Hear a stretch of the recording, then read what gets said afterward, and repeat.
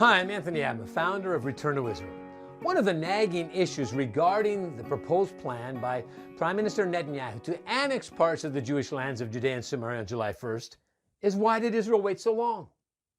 Israel was victorious over the Jordanian forces who had illegally occupied Israeli lands since 1948 and started the war in 1967.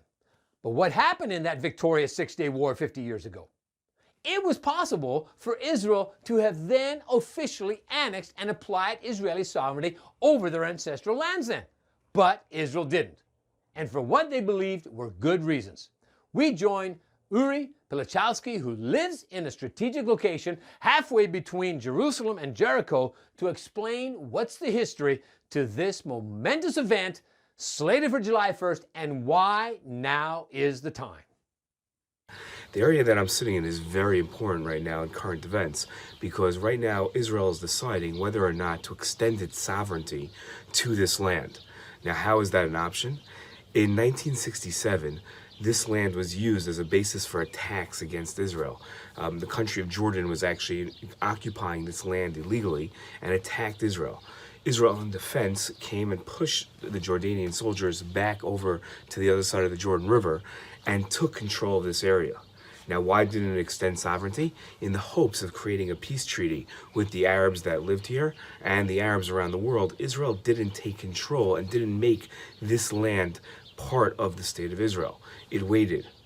It waited 10 years, it waited 20 years, it waited 30, 40, until 53 years later today, after countless rejections of peace offers to the Arabs by the state of Israel, Israel has said enough. It is time to move forward.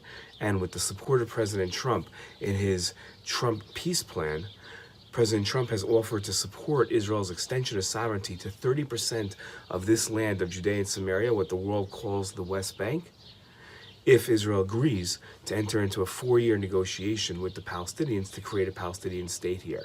And Israel has said yes. The Palestinians, again, have rejected the offer of peace talks. So here we sit, grappling with whether or not to extend sovereignty and earn the world's condemnation, even though this is our historic land and even though we've offered it back countless times to the Arabs and they said no. That's a little snippet of what's happening right now here in Israel. Shalom.